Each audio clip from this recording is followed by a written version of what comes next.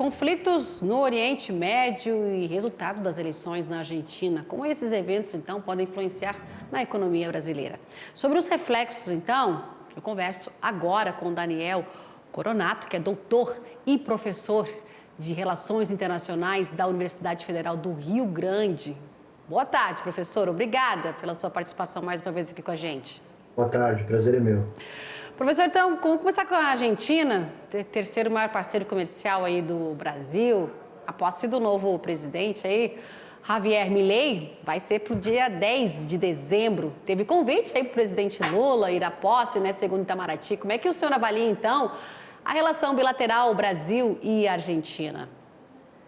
Olá, bom, boa tarde a todos, né? É um prazer estar aqui. E, assim, o que a gente pode colocar aqui com relação à questão do Milei é que a gente está vivendo um dos momentos de compasso de espera, assim, né, de fato. Porque o Milei, o Javier Milei, quando faz a sua campanha, ele se coloca ali à frente como um parceiro que buscaria ressignificar essa relação entre Brasil e Argentina. Ele chega a qualificar muitas vezes o presidente Lula como um presidente que não comungaria das mesmas visões e que não teria as mesmas ideologias, e que, num determinado momento da campanha, ele foi muito incisivo e disse que, inclusive, não teria relações políticas com o Brasil, e que os cidadãos e os particulares, né, a iniciativa privada, poderia manter as relações, que o Estado não iria interferir, mas que o governo argentino, sobre o seu mandato, não teria uma relação formal com o Brasil.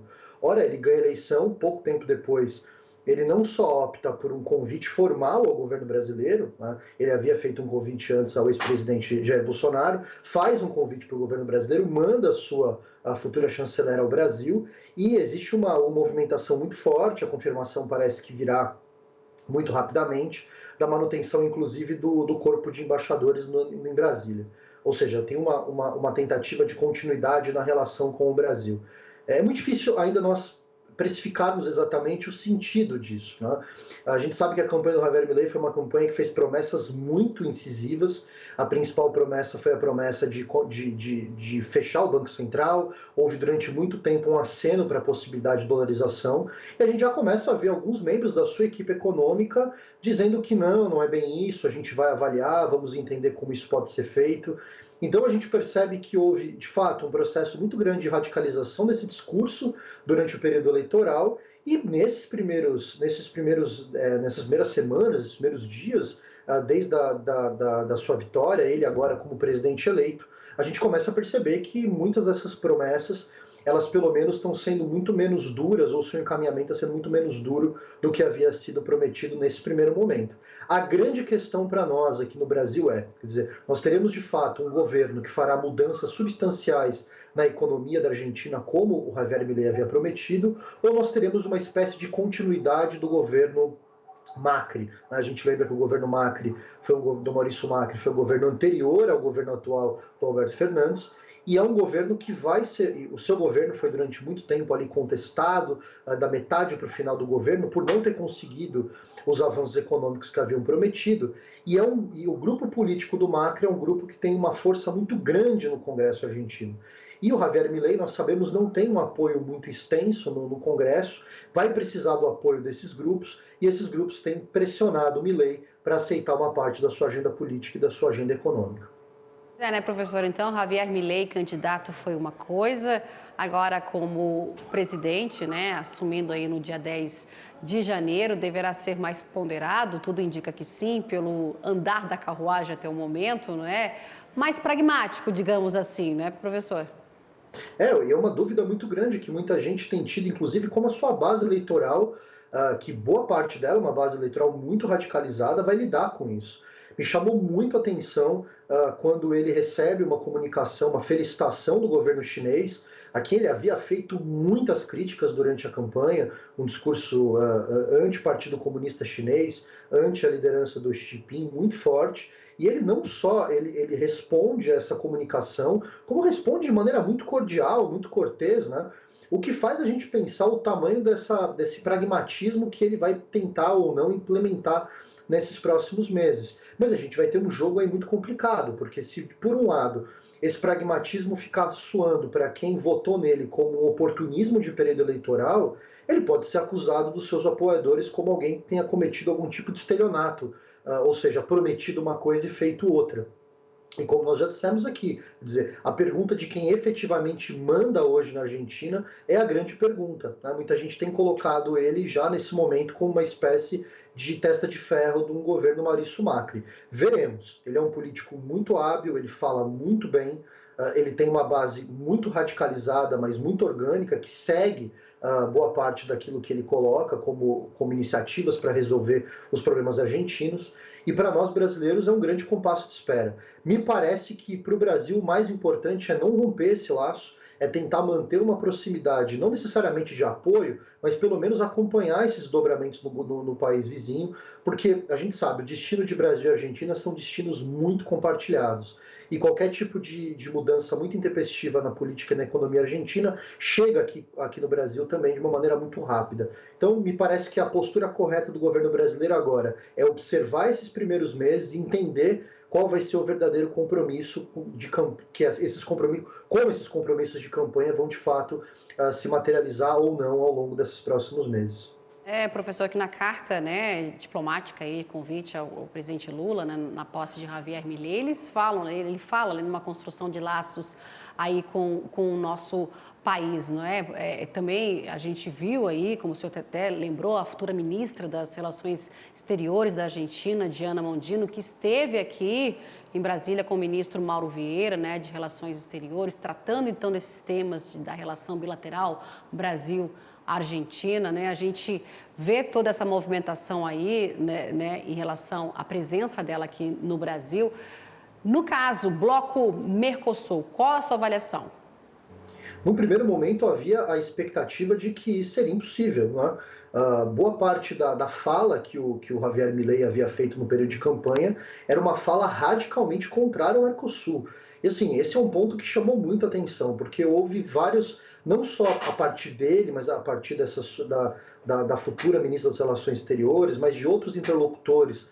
Ele ainda não nomeou uma equipe econômica, mas alguns interlocutores que nós sabemos que tem uma importância muito grande ali para a gestão da equipe econômica, se posicionaram publicamente a favor do acordo com o Mercosul, o que significaria não só, obviamente, uma boa notícia para quem defende a realização desse bloco, como também um reposicionamento muito grande do seu posicionamento com relação ao próprio Mercosul. Afinal de contas, se ele é a favor do acordo, ele é a favor, então, que o bloco ele permaneça. Havia uma expectativa e um temor muito grande que o próprio Mercosul pudesse deixar de existir nesse processo. A gente deve lembrar que no último debate entre o Javier Milei durante o período eleitoral contra o Sérgio Massa, um dos momentos mais tensos do debate foi quando o Sérgio Massa começou a acusar o Milei de causar grandes desempregos na Argentina e em províncias que nós sabemos que dependem muito do comércio com o Brasil e do comércio do Mercosul. Então me parece que há uma possibilidade muito grande desse acordo, caso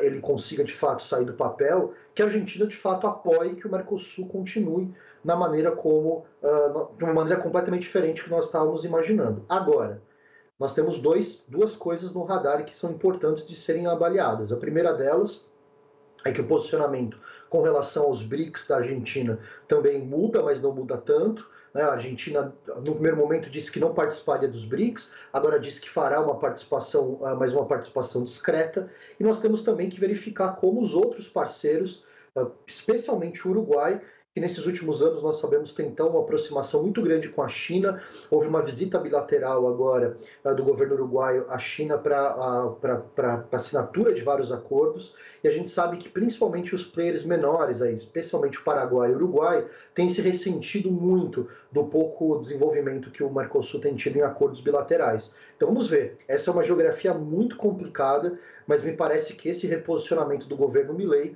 coloca as coisas em outro patamar. Eu vi aqui da nossa comentarista do AgroMais na Argentina, né, a Márcia Carmo, lá em Buenos Aires, né, ela está aqui no Brasil, enfim, falando que a Argentina pode se tornar, então, mais uma crítica, né, quando se fala do Mercosul, assim como Uruguai e Paraguai. Vamos mudar de assunto agora, professor? Vamos para a guerra, né? Israel e Hamas, né? Mortes no conflito entre Israel então, e Hamas somam mais de 16 mil, de acordo então com a TV Al Jazeera. Teve o cessar-fogo, não é? Para a saída de reféns sequestrados pelos terroristas do Hamas em troca aí de prisioneiros palestinos. A extensão do acordo não é um acordo de paz, mas teve então uma prorrogação aí. Como é que o senhor observa? Bom, a primeira coisa importante dizer é o seguinte, essa trégua ela foi bem-vinda e necessária, né? A gente já vinha aqui comentando durante algum tempo da situação absolutamente calamitosa, principalmente na região da faixa de Gaza. Quer dizer, esse respiro ele foi necessário e me parece também que reposiciona algumas coisas, né? Quer dizer, coloca algumas coisas nos seus devidos lugares, você tem uma diminuição da temperatura, pelo menos nem que seja uma diminuição temporária. Então a trégua, esse cessar-fogo temporário, ele de alguma forma, ele tira um pouco dessa pressão humanitária que nós tínhamos, que obviamente não vai resolver, mas a gente consegue ter algum tipo de avanço. O que nós temos observado, no entanto, é que essas tentativas de cessar-fogo, elas nunca são simples, né?